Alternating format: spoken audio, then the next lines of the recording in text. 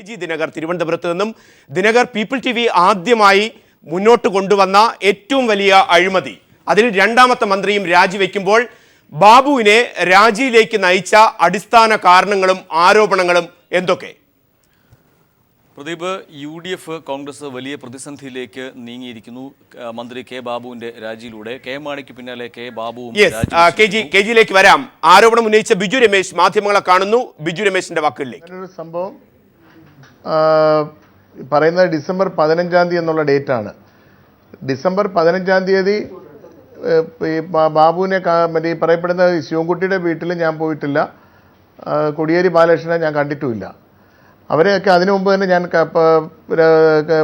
ഈ നവംബർ അവസാനങ്ങളിലൊക്കെ കോടിയേരി ബാലകൃഷ്ണൻ അദ്ദേഹം എൻ്റെ വീട്ടിൽ വന്നിട്ടുണ്ടായിരുന്നു. അച്ഛൻ്റെ മരണവുമായി ബന്ധപ്പെട്ട് വന്നിട്ടുണ്ടായിരുന്നു. അച്ഛൻ മരിച്ച് 41 കഴിയുന്നവരെ ഞാൻ ഒരു ചാനലിലോ ഒരു ഓഫീസിലോ അല്ലാതെ മറ്റൊരു കാര്യത്തിനോ ഇവിടുന്ന് വീട് വിട്ട് പുറത്തു പോയിട്ടില്ല. ആ പുറത്തു പോകാത്ത ഞാൻ ഗൂഢാലോചനയ്ക്ക് പോയി ഈ സംസാരിച്ചു എന്ന് പറയുന്നത് തന്നെ അതിൽ തന്നെ ഇതല്ലേ. ബാബു എങ്ങനെയാണെങ്കിൽ ഇത്രയും ഗവൺമെൻറ് മിഷനറി ഉണ്ടല്ലോ. ഞാൻ ഈ പറയപ്പെടുന്ന ശിവൻകുട്ടി MLA വീട്ടിൽ കോടിയേരി ബാലകൃഷ്ണനുമായിട്ടുള്ള ചർച്ചയ്ക്ക് പോയി എന്നുള്ളത്. ബാക്കിയുള്ള കാര്യങ്ങൾ മൊബൈൽ ടവർ മറ്റ് സംവിധാനങ്ങളുണ്ട്, പോലീസിനെ കൊണ്ട് അന്വേഷിച്ച് തെളിയിക്കട്ടെ. ഞാൻ പറഞ്ഞ ആരോപണങ്ങളെല്ലാം പിൻവലിക്കാം. പക്ഷേ അതല്ലാതെ മറ്റാരെങ്കിലും പോയി സംസാരിച്ചിട്ടുണ്ടോ എന്നുള്ള കാര്യങ്ങൾ അത് അന്വേഷിക്കേണ്ട വിഷയങ്ങളാണ്. പക്ഷേ ഞാൻ ഇതല്ലാതെ തന്നെ ഇതിന് ശേഷം കോടിയേരി ബാലകൃഷ്ണൻ അദ്ദേഹവുമായി ഇതേ വിഷയം സംസാരിച്ചിട്ടുണ്ടായിരുന്നു. ഈ പറയപ്പെടുന്ന അഴിമതികളെക്കുറിച്ച് വളരെ വ്യക്തമായി ഇവർ കൊടുത്ത പൈസകളും ഈ 25 കോടി രൂപയുടെ ട്രാൻസാക്ഷനും അത് ആരൊക്കെ കൊടുത്തു എന്നുള്ള വളരെ വ്യക്തമായി സംസാരിക്കുമ്പോൾ കോടിയേരി ബാലകൃഷ്ണൻ അദ്ദേഹം പറയുകയുണ്ടായി, നിങ്ങൾ ഈ മാത്രം ഇങ്ങനെ പറഞ്ഞിട്ട് കാര്യമില്ല, നിങ്ങളുടെ കൂടെ ഉള്ളവരൊന്നും അത് പറയുന്നുമില്ല. അപ്പോൾ അവരെല്ലാവരും ഈ സത്യങ്ങൾ പുറത്തു പറയുകയും ഈ ബാർ പൂട്ടാനുണ്ടായ സാഹചര്യം കച്ചവടമായിരുന്നു, അവർക്ക് പൈസ കൊടുക്കാത്തതാണെന്ന് നിങ്ങൾക്ക് തെളിയിക്കാൻ ജനമധ്യത്തിൽ തെളിയിക്കാൻ കഴിഞ്ഞാൽ ഞങ്ങൾ അത് തുറക്കുന്നതിനെ കുറിച്ച് ആലോചിക്കാമെന്ന് അദ്ദേഹം പറഞ്ഞു. അല്ല തുറന്നു തരാമെന്നൊന്നും അദ്ദേഹം പറഞ്ഞില്ല. ഇത് നടന്ന കാര്യങ്ങൾ നിങ്ങൾ ഈ പറയുന്ന കാര്യങ്ങൾ നിങ്ങളോടുള്ള കച്ചവടങ്ങളും പൈസയാണ് ഇതിൻ്റെ പിന്നിലുള്ള കാര്യങ്ങളും എവിടെ കച്ചവട ലക്ഷ്യങ്ങളും എന്നുള്ള കാര്യങ്ങൾ നിങ്ങൾക്ക് ഇതുവരെ ജനമധ്യത്തിൽ തുറന്നു പറയാനുള്ള അതിലുള്ള കാര്യങ്ങൾ നിങ്ങൾക്ക് കഴിയുമെങ്കിൽ, ജനങ്ങളെ അത് ബോധ്യപ്പെടുത്താൻ കഴിയുമെങ്കിൽ ഞങ്ങൾ അതേക്കുറിച്ച് ആലോചിക്കാമെന്നേ പറഞ്ഞുള്ളൂ. തുറന്നു തരാമെന്നൊന്നും വാക്കൊന്നും പറഞ്ഞിട്ടില്ല. ഇതാണ് ഞാൻ അന്നത്തെ മീറ്റിങ്ങിൽ പറഞ്ഞത്.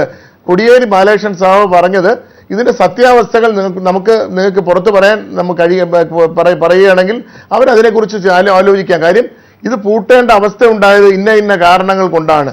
അത് തെളിയിക്കാനോ അല്ലാതെ ബാബു പൈസ മേടിച്ചതിനെ കുറിച്ച് പറയാനോ അല്ലെ തെളിയിക്കാനോ ഒന്നും അവരാരും പറഞ്ഞിട്ടുമില്ല. ബാബു പൈസ മേടിച്ചത് വസ്തുതയാണ്. അതിനെക്കുറിച്ച് ഞാൻ മാത്രമല്ല കണ്ടിട്ടുള്ള ആൾക്കാരുണ്ട്, കൊണ്ടുവന്ന് തന്നവരുണ്ട്. ഇവിടെ എൻ്റെ പൈസ മാത്രമല്ല കൊണ്ടുവന്നിട്ടുള്ളത്, പൈസ പിരിച്ചിട്ടുള്ള കേരളത്തിലെ 750ഓളം ബാർ ഉടമകളിൽ നിന്ന് പിരിച്ച പൈസയാണ് കെ ബാബുവിന് നൽകിയിട്ടുള്ളത്.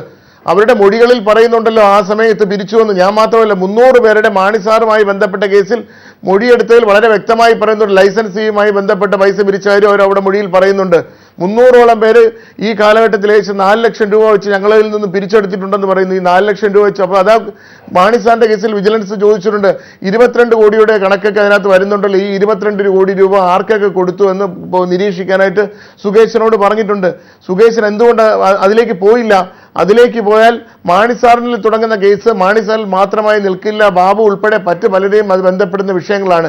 ഞാൻ അവരുടെയൊക്കെ പേര് പറഞ്ഞാൽ ഞാനത് തെളിയിക്കേണ്ട അവസ്ഥ വന്നില്ലെങ്കിൽ എന്നെ മറ്റ് കേസുകളിലൂടെ പിന്നെയും ഈ ക്രിമിനൽ കേസും ഈ സാമ്പത്തിക കേസുമായി മാനനഷ്ടമൊക്കെ പറഞ്ഞുകൊണ്ട് കേസ് ഇപ്പം തന്നെ ബാബു എനിക്ക് 2 ക്രിമിനൽ കേസ് കൊണ്ട് ഫയൽ ചെയ്ത് ഒരെണ്ണം തള്ളി, ഒരെണ്ണം ഇപ്പോൾ ഉണ്ട്. അത് ഈ കൊടുത്തിരിക്കുന്ന കേസിൽ ഞാൻ പറഞ്ഞിരിക്കുന്ന ഇപ്പം ബാബു അത് പറഞ്ഞതുകൊണ്ടാണ് ഞാൻ എടുത്ത് പറയുന്നത്. പോളക്കുളത്തിലെ കൃഷ്ണദാസിന്റെ PRO ആയി ബാബു പ്രവർത്തിക്കുന്നു എന്നുള്ള കാര്യമാണ് പറഞ്ഞത്. അല്ല അതിനകത്ത് അഴിമതി കേസൊന്നുമല്ല. ആ പോളക്കുളത്തിന്റെ കൃഷ്ണദാസിന്റെ PRO ആയി പ്രവർത്തിക്കുന്ന എറണാകുളത്തിലെ അസോസിയേഷൻ എല്ലാവർക്കും അറിയാമെന്നുള്ള കാര്യമല്ലേ. ഒരു എക്സൈസ് ഉദ്യോഗസ്ഥൻ തന്നെ ഒരിക്കൽ എന്നോട് പറയുണ്ടായി, അതിപ്പോൾ റിട്ടയറായ ഡെപ്യൂട്ടി കമ്മീഷണറാണ്, എന്നോട് പറയുണ്ടായി പോളക്കുളം നാരായണച്ചേട്ടൻ്റെ വീട്ടിൽ ചെന്നിരിക്കുമ്പോൾ ഗ്ലാസ് ഒക്കെ എടുത്ത് വെച്ചപ്പോഴത്തേക്ക് വെള്ളമില്ല. അപ്പോൾ അവിടെ ആളിനെ വിളിച്ചപ്പോൾ ബാബു അവിടെ നിൽപ്പുണ്ടായി. ഞാൻ പോയി എടുത്തുകൊണ്ടിരാൻ ചേട്ടാന്ന് പറഞ്ഞു. അവർക്ക് അന്ന് കഴിക്കുന്ന വെള്ളം ഒഴിച്ചു കൊടുത്തത് ഇന്നത്തെ മന്ത്രിയായിരിക്കുന്ന കെ ബാബുവാണ്. വെള്ളം ഒഴിച്ചു കൊടുത്ത് അടുത്ത് നിൽക്കുന്ന ഒരു ബാല്യക്കാരനെ പോലെയാണെന്ന് ബാബു അവിടെ നിന്നതെന്ന് അദ്ദേഹം പറയുന്നുണ്ട്. വേണമെങ്കിൽ നിങ്ങൾക്ക് അയാളോട് ചോദിക്കാൻ, ഞാൻ പേരും പറയാം. ഈ അവസ്ഥയിൽ അവിടുത്തെ ഒരു കൃഷ്ണദാസ് ഇവിടെ വരുമ്പോൾ നമുക്കറിയാമെന്നുള്ളതാണ്.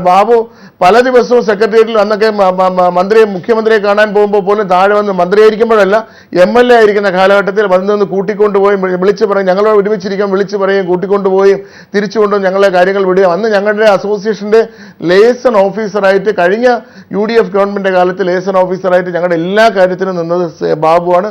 അതിനോട് അദ്ദേഹം വളരെയേറെ കൂറും പുലർത്തിയിട്ടുണ്ട്. വളരെ ആത്മാർത്ഥമായിട്ട് തന്നെയാണ് അന്ന് നിന്നത്. അസോസിയേഷൻ ആരെ കാണണമെങ്കിലും എന്താവശ്യം ഉണ്ടെങ്കിലും ബാബുവിനെയാണ് ആദ്യം കൃഷ്ണദാസ് വിളിക്കുന്നത്, അതിനുള്ള ലേസൺ ഒരുക്കുന്നത്. അത്രമാത്രം ആത്മാർത്ഥമായി പ്രവർത്തിച്ചിരുന്ന വ്യക്തി തന്നെയാണ് അദ്ദേഹം. അതിലൊന്നും ഞാൻ തെറ്റ് പറയുന്നില്ല. അപ്പോൾ ഈ ബാബുക്ക് എനിക്ക് കേസ് കൊടുത്തിരിക്കുന്ന PRO ആണെന്ന് പറയുന്നില്ല. അതിലെന്താ തെറ്റ്?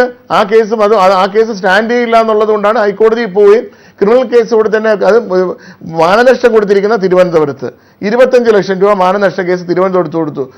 ക്രിമിനൽ കേസ് കൊടുത്തിരിക്കുന്ന എറണാകുളത്ത്. കാര്യം ഈ ക്രിമിനൽ കേസ് കൊടുക്കുമ്പോൾ ഉള്ളതെന്ന് വെച്ചാൽ ഓരോ പ്രാവശ്യം കേസിന് ഞാൻ എറണാകുളത്ത് പോയി ആ കോടതിയിൽ പോയി എന്നെ നിർത്തി ബുദ്ധിമുട്ടിച്ച്, അത് മാത്രമാണ് ഇത് കിട്ടുന്ന ഏറ്റവും വലിയ ശിക്ഷ. അത് ചെയ്യാനാണ് ബാബു നോക്കിയത്. ഞാൻ കോടതിയെ പോയി അതിനെന്താ തെറ്റ്? ഞാനെന്തോ വലിയ അപരാധം ചെയ്ത പോലെ ബാബു പറയുന്നത്. ബാബുവിൻ്റെ PRO ആണെന്നുള്ള തെളിയിക്കേണ്ട ബാധ്യതയൊന്നും എന്നെ സംബന്ധിച്ചില്ല. അത് എല്ലാവർക്കും അറിയാവുന്ന കാര്യമാണ് ബാബു കൃഷ്ണദാസിൻ്റെ PRO ആണെന്ന്. അവിടെ ചെന്ന് ഈ ബാബു ഇതേ മുറിയിൽ ഇരുന്നിട്ടാണ് എന്നോട് പറയുന്നത്. ഞാൻ അന്ന് ബാബുവിനോട് ചോദിച്ചായിരുന്നു, ഈ മദ്യനയത്തിൽ പറയുന്ന ഒരു ബാറിൽ നിന്ന് മറ്റൊരു ബാർ 2 കിലോമീറ്റർ ആക്കുന്നതെന്ന്. പുതുതായി പലരും ഹോട്ടലുകൾ പണിഞ്ഞിട്ടിട്ടുണ്ട്. അവർക്ക് കൊടുത്തതിന് ശേഷം അത് ചെയ്യുന്നതല്ലേ നല്ലത്? ഒരുപാട് പേര് കോടികൾ ലോൺ എടുത്താൽ ചെയ്തിരിക്കുന്നത്. അതിനുശേഷം പിന്നെ ബാർ കൊടുക്കില്ല എന്ന് പറയുന്നതല്ലേ നല്ലത്? പഞ്ചായത്തിലേക്ക് ഒരു ബാറിൽ നിന്നും നമുക്ക് മനസ്സിലാക്കാം, വിദ്യാഭ്യാസ സ്ഥാപനത്തിലാണെങ്കിൽ മനസ്സിലാക്കാം, സ്കൂളിൽ മറ്റേ ദേവാലയങ്ങളിൽ നിന്നാണെന്ന് മനസ്സിലാക്കാം. ഇത് ഒരു ബാറിൽ നിന്നും പുതുതായി ഒരു ബാർ വരണമെങ്കിൽ പഞ്ചായത്തിൽ 3 കിലോമീറ്റർ. അതാണ് മദ്യനയത്തിലേക്ക് വരുന്നതെന്ന് പറഞ്ഞപ്പോൾ ബാബു എന്നോട് പറഞ്ഞ, ബിജു ഒരു കാര്യം ചെയ്യും, കൃഷ്ണദാസുമായിട്ട് സംസാരിക്കാൻ. അപ്പോൾ ഞാൻ മദ്യനയം ആരോടാണ് സംസാരിക്കേണ്ടത്? കൃഷ്ണദാസിനോട് സംസാരിക്കും. കൃഷ്ണദാസ് അത് പറയുന്ന ഡിസ്റ്റൻസ് വേണമെന്ന്. കാര്യം കൃഷ്ണദാസിൻ്റെ ബാറുകളുടെ സമീപത്ത് 4 3 സ്റ്റാർ ഹോട്ടലുകൾ വരുന്നുണ്ടായിരുന്നു പല ബാറുകളുടെ അടുത്തായിട്ട്. അത് തുറക്കാതിരിക്കുന്നതിലേക്ക് വേണ്ടിയാണ് ഈ ഡിസ്റ്റൻസ് റൂൾ കൊണ്ടുവന്നത്. അത് വന്നതുപോലെ തന്നെ ഹൈക്കോടതിയിൽ ചെല്ലുകയും സുപ്രീം കോടതി അത് എടുത്തു കളഞ്ഞു. ഹൈക്കോടതി എടുത്തു കളഞ്ഞു, ഗവൺമെൻറ് അപ്പീൽ പോയെങ്കിലും സുപ്രീം കോടതി എടുത്തു കളഞ്ഞു. ആ കേസുമായി ബന്ധപ്പെട്ടിട്ടാണ് അത് കഴിഞ്ഞപ്പോഴത്തേക്കാണ് അടുത്ത നിയമം കൊണ്ടുവന്നത്, 3 സ്റ്റാറുകൾക്ക് ലൈസൻസ് ഇനി നൽകില്ല. ഇതൊക്കെ ആർക്ക് വേണ്ടിയാണ് ബാബു ചെയ്തത്? 3 സ്റ്റാറുകൾക്ക് ലൈസൻസ് ഇനി നൽകില്ല, 4 സ്റ്റാറുകൾക്കേ നൽകുള്ളൂ. കാര്യം ഈ കൃഷ്ണദാസിൻ്റെ അടുത്ത് വന്നിരിക്കുന്ന 4 ഹോട്ടലുകൾ 3 സ്റ്റാർ ആണ്. അതുകൊണ്ട് പറഞ്ഞ് 3 സ്റ്റാറിന് ഇനി ലൈസൻസ് നൽകില്ല, 4 സ്റ്റാറിനെ നൽകുകയുള്ളൂ എന്ന് പറഞ്ഞു. ഇവർ നേരെ ഇതെല്ലാം അപ്ഗ്രേഡ് ചെയ്ത് 4 സ്റ്റാർ ആക്കി അപേക്ഷ കൊടുത്ത് 4 സ്റ്റാർ മേടിച്ചു. അപ്പോഴത്തേക്കാണ് പറയുന്നത് ഇനി 4 സ്റ്റാറിന് ലൈസൻസ് നൽകില്ല എന്നുള്ള നിലപാടിലേക്ക് രണ്ടാമത് വരുന്നത്. മുനിസിപ്പൽ ക്ലിയറൻസ് വേണം, മറ്റേ പഞ്ചായത്തിലേക്ക് വിട്ടു, ക്ലിയറൻസ് എല്ലാം പഞ്ചായത്തിനും മുനിസിപ്പാലിറ്റിക്കും വിട്ടു. അത് ക്ലിയറൻസ് കിട്ടാതാക്കാനുള്ള എല്ലാ സംവിധാനങ്ങളും ചെയ്തു. അത് അവിടെ കിടക്കുന്നു, ഇത് കിട്ടിയവർക്ക് കൊടുക്കുന്നില്ല.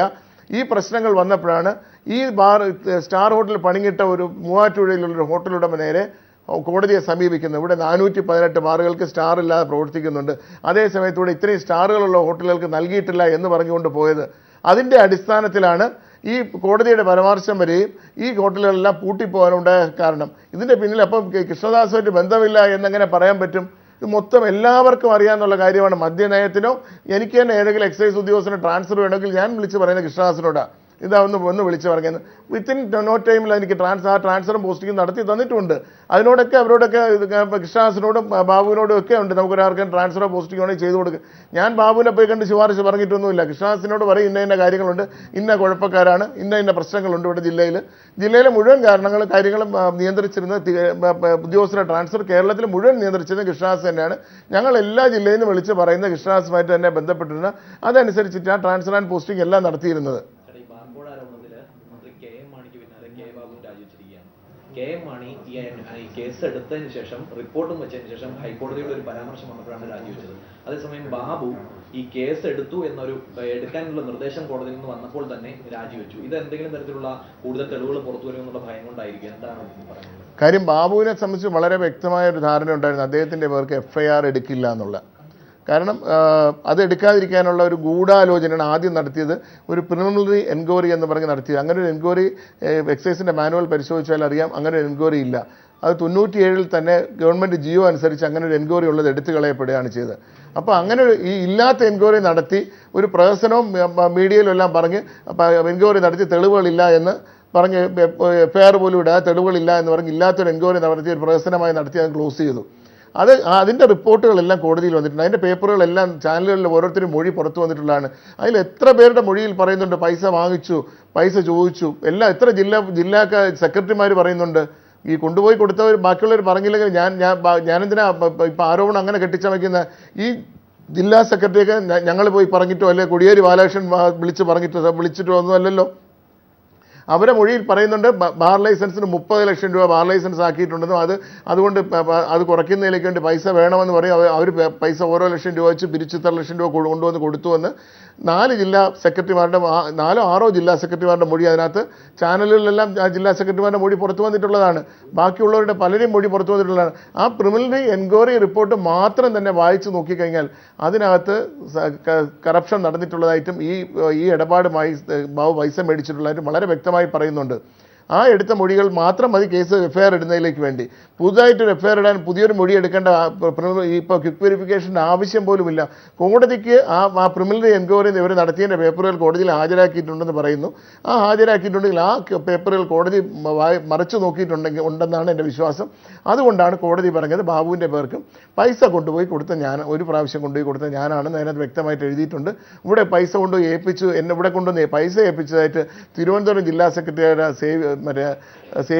സേവിയേഴ്സിലെ കാർത്തിക കുമാറും ഒക്കെ മൊഴി കൊടുത്തിട്ടുണ്ട്. ജില്ലാ സെക്രട്ടറി അവരിവിടെ പിരിച്ച പൈസ ബാർ ലൈസൻസിന് കൂട്ടാതിരിക്കുന്നതിലേക്ക് വേണ്ടി പൈസ പിരിച്ചു ഇവിടെ കൊണ്ടുവന്ന് എൻ്റെ ഓഫീസിൽ കൊണ്ടുവന്ന് ഏൽപ്പിച്ച പൈസ.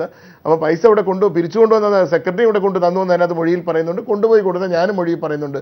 ഈ കൊണ്ടുപോയി കൊടുത്തത് കുറ്റകരമാണെന്ന് ആണ് കോടതി കണ്ടെത്തുന്നതെങ്കിൽ അതിന് വരുന്ന എന്ത് ശിക്ഷയും ഏറ്റുവാങ്ങാൻ ഞാൻ തയ്യാറാണ്. കാരണം ഇവിടെ അഴിമതി ബിസിനസ് ചെയ്യുന്നെങ്കിൽ ഇവർക്കൊക്കെ കിട്ടുന്നതിന് നല്ലൊരു പങ്ക് പിരിച്ചു കൊടുത്താലേ പറ്റുള്ളൂ. അല്ല സന്തോഷമായിട്ട് ഒരു രാഷ്ട്രീയ പിരിവ് കൊടുക്കുന്നതിന് സന്തോഷമേ ഉള്ളൂ. പൊതുപ്രവർത്തനത്തിന് ആരും വീട്ടിൽ നിന്ന് പൈസ കൊണ്ടുവരാറില്ല. എല്ലാം ഇവിടെ നാട്ടുകാരെ ഇത് പിരിച്ചാണ് നടത്തുന്നത്. ആ ഒരു പിരിവല്ല, രാഷ്ട്രീയ പിരിവോ ഇലക്ഷന് വേണ്ടിയുള്ള പിരിവോ ഒന്നുമല്ല നടത്തുന്നത്. ഇത് ഓരോ ആവശ്യങ്ങൾ പറഞ്ഞിട്ട് കോടിക്കണക്കിന് രൂപയാണ് ആവശ്യപ്പെടുന്നത്. മാണി സാറാണ് ബഡ്ജറ്റ് കച്ചവടം ആദ്യം നടത്തി കാണിച്ചു കൊടുത്തത്. ഇപ്പോൾ 2-3 വർഷമായിട്ട് മാണി സാർ തകർത്ത് കച്ചവടം നടത്തുന്ന കണ്ടിട്ടാണ് ബാബു ഈ ലൈസൻസ് ഫീ കൂട്ടാനായിട്ട്, അതുവരെ ലൈസൻസ് ഫീ കൂട്ടിയില്ല, 2 കൊല്ലം ബാർ ലൈസൻസ് കൂട്ടിയില്ല. 3ാമത്തെ വർഷമാണ് ഈ ലൈസൻസ് ഫീ കൂട്ടുന്നതിലേക്ക് വേണ്ടി അസോസിയേഷൻകാരെ വിളിച്ചിരുത്തുകയും സംസാരിക്കുകയും ഇത് ചെയ്തത്. അതിന് എല്ലാ ഉദ്യോഗസ്ഥന്മാരുടെയും മൊഴിയെടുത്തിട്ടില്ല ഇതുവരെ. ആ മീറ്റിങ്ങിൽ പങ്കെടുത്ത ഉദ്യോഗസ്ഥന്മാരെ മൊഴിയെടുത്ത പലരും പറയുന്നുണ്ട്. ഇപ്പോൾ അതിൽ നിന്ന് റിട്ടയറായ ഉദ്യോഗസ്ഥർ പറയുന്നുണ്ട് അവർ സത്യം 30 ലക്ഷം രൂപയാണ് ചോദിച്ചത്, ഞങ്ങൾ പറയാൻ തയ്യാറാണെന്ന് എന്നോട് പറയുകയും ചെയ്തു. അപ്പോൾ ചില ഉദ്യോഗസ്ഥന്മാരെ അതിൻ്റെ സത്യാവസ്ഥ പുറത്തു പറയുമെന്നുള്ള കാര്യത്തിൽ സംശയമില്ല.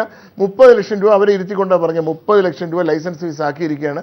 അതിനെക്കുറിച്ച് നിങ്ങൾക്ക് എന്താ പറയാനുള്ളതെന്നൊക്കെ പറയും. കുറച്ചു നേരം സംസാരിച്ച ശേഷം ഉദ്യോഗസ്ഥരെ ഒഴിവാക്കിയതിന് ശേഷമാണ് ഞാൻ ബാക്കിയുള്ളവരെ സംസാരിച്ച് ഞാൻ CM ആയിട്ട് സംസാരിക്കട്ടെ, എന്താ ചെയ്തു തരാൻ പറ്റും, നിങ്ങളൊരു 10 രൂപ റെഡിയാക്കി വെക്കാൻ പറഞ്ഞു. അതിൻ്റെ അടിസ്ഥാനത്തിൽ വൈകുന്നേരം അന്നേ ദിവസം വൈകിട്ടാണ് കൃഷ്ണദാസ് എന്നെ വിളിച്ചിട്ട് പറയുന്നത് 23-ന് ഫിക്സ് ചെയ്തിട്ടുണ്ട്, എന്ത് പറയുന്നു വെച്ചാൽ പറഞ്ഞു നല്ല കാര്യം 7 ലക്ഷം രൂപ ആരാ വേണ്ടാന്ന് വെക്കുന്നത്. അപ്പോൾ ഈ നമ്മളെ ഭീഷണിപ്പെടുത്തി നമ്മളിൽ നിന്ന് പിടിച്ചു പറിക്കുമെന്ന് കത്തി കാണിക്കുന്നു, അതിൽ നിന്ന് നെഗോഷിയേറ്റ് ചെയ്യുന്നു. ആ നെഗോഷിയേഷൻ്റെ ലാഭം അതിൻ്റെ ഒരു പങ്ക് അവർ പറ്റുന്നു. ഇത് അതേ സമയത്ത് ഗവൺമെൻറ് പ്രപ്പോസൽ 25 ലക്ഷം രൂപയായിരുന്നു. ആ 25 ലക്ഷം രൂപ ആയിരുന്നെങ്കിൽ തന്നെ 15 കോടി രൂപയുടെ സർക്കാരിൻ്റെ റവന്യൂ നഷ്ടപ്പെടുത്തിക്കൊണ്ടാണ് ഈ പോളിസി ഇപ്പോൾ ഉണ്ടാക്കിയിരിക്കുന്നത്. അപ്പോൾ ഈ സാമ്പത്തികമായി നഷ്ടവും സർക്കാരിന് 15 കോടി രൂപ വന്നിട്ടുണ്ട്. 10 കോടി രൂപ നമ്മൾ പിടിച്ചു കൊടുത്തു. നമ്മുടെ കണക്കനുസരിച്ച് ഏകദേശം 750 വെച്ച് 7 ലക്ഷം രൂപ വെച്ച് 750 എത്ര കോടി രൂപയായി? ഏകദേശം 40-45 കോടി രൂപയുടെ കുറവാണ് നമുക്ക് കിട്ടിയെന്നുള്ളതാണ് നമ്മുടെ അസോസിയേഷൻ്റെ ധാരണ. അപ്പോൾ അസോസിയേഷൻ്റെ മീറ്റിംഗ് പറയുകയും ചെയ്തു. അസോസിയേഷന് 30 ലക്ഷം രൂപ ലൈസൻസ് ഫീസ് ആക്കിയിരുന്ന അസോസിയേഷൻ ഇടപെട്ട് അത് കൃഷ്ണദാസിന് പ്രത്യേകം നന്ദി പറയുകയും ചെയ്തു. കൃഷ്ണദാസാണ് നേതൃത്വം കൊടുത്ത് ചെയ്ത് അതിന് ഇത്രയാക്കി 23 കുറച്ചിട്ടുണ്ട്. കൃഷ്ണദാസിന് അതിന് പ്രത്യേകം നന്ദി അസോസിയേഷൻ മീറ്റിങ്ങിലൊക്കെ പറഞ്ഞിട്ടുള്ള ഇതൊക്കെ അതിൻ്റെ ബാക്കിയുള്ള കണക്കുകൾ ഈ പിരിച്ചിട്ടുള്ളതിൻ്റെ കണക്കുകളുടെ എല്ലാം വ്യക്തമായ കണക്കുകൾ ധനേഷിൻ്റെ പക്കലുണ്ട്. ആ കണക്കുകൾ പിടിച്ചെടുക്കുകയും പരിശോധിക്കുകയും ചെയ്ത് കഴിഞ്ഞാൽ ഈ ബാബുവിൻ്റെ ഈ ഉമ്മാക്കി പറയുന്ന ഒന്നുമല്ല, ബാബു പറയുന്ന മൊത്തം കള്ളമാണ് ഇന്ന് പറഞ്ഞിട്ട് പോയത്. ഈ പിരിച്ചെടുത്തിട്ടുള്ള വസ്തുക്കൾ 100% സത്യമാണ് എന്നുള്ള വസ്തുത അതിൽ തന്നെയാണ് ഞാൻ നിൽക്കുന്നത്. ബാബു ഈ കേസ് സത്യസന്ധമായി അന്വേഷിക്കുകയാണെങ്കിൽ ബാബു 100% ശിക്ഷിക്കപ്പെടും. കാര്യം ബാബു ഇന്നത്തെ ചാനലിൽ പറഞ്ഞു ഞാൻ വളരെ സാധാരണ കുടുംബത്തിൽ നിന്നാണ് വന്നത്. വളരെ ശരിയാണ്. വളരെയേറെ സാധാരണക്കാരിൽ ഒരു കുടുംബത്തിൽ നിന്നും രാഷ്ട്രീയ പ്രവർത്തനത്തിൽ വന്ന ബാബുവിൻ്റെ ഇതുവരെയുള്ള സമ്പാദ്യം എന്താണ് ഒരു ബിസിനസ്സും ചെയ്തിട്ടില്ല. ഈ MLAയും മന്ത്രിയുമായിരുന്ന ശമ്പളം മാത്രമേ ഉള്ളൂ. നിങ്ങളൊന്ന് തൃപ്പൂണിത്തറയിൽ പോയിട്ട് അന്വേഷിച്ച് നോക്കി. തൊടുപുഴ മറ്റ് സ്ഥലങ്ങളിലുള്ള സമ്പാദ്യങ്ങൾ മക്കളുടെയും മരുമക്കളുടെയും പേരിലുള്ള ഈ 4 വർഷത്തെ സമ്പാദ്യങ്ങളൊന്ന് പരിശോധിച്ച് നോക്കി. ഏകദേശം 200 കോടി രൂപയ്ക്ക് മുകളിൽ ഇൻവെസ്റ്റ്മെൻറ്റ് വന്നിട്ടുണ്ട് ഈ 4 വർഷം കൊണ്ട്. ഇതെവിടെ നിന്ന് വന്നു? അതാ ഞാൻ പറയുന്ന ഒരു സമ്പാദ്യത്തെ മന്ത്രിയുടെ അന്വേഷണം നടക്കുമ്പോൾ നടത്തേണ്ടത് ഈ സാമ്പത്തിക ഞാൻ ചോദിക്കട്ടെ, ഒരു ഉദ്യോഗസ്ഥനെതിരെ വന്നു കഴിഞ്ഞാൽ അദ്ദേഹത്തിൻ്റെ വീട് സെർച്ച് ചെയ്യില്ലേ? വീട്ടിനകത്തുള്ള സാരി മുതൽ അവിടെ ഇരിക്കുന്ന മെഷീൻ തൊട്ട് കംപ്ലീറ്റ് സാധനങ്ങളുടെയും കണക്കെടുക്കുന്നതാണ്. അപ്പോൾ അവിടെ ഇരിക്കുന്ന TV, അതിൻ്റെ വാല്യൂ, അവിടെ ഇൻവെസ്റ്റ്മെൻറ്റ് മൊത്തം ഈ ഇൻവെസ്റ്റ്മെൻറ്റും ഈ അവരുടെ വരുമാനവും തമ്മിൽ താരതമ്യ പഠനം നടത്തി നോക്കും. അതിൽ ഉണ്ടായ അന്തരമുണ്ടെങ്കിൽ അതിൻ്റെ സോഴ്സ് എവിടെ നിന്ന് അന്വേഷിക്കും.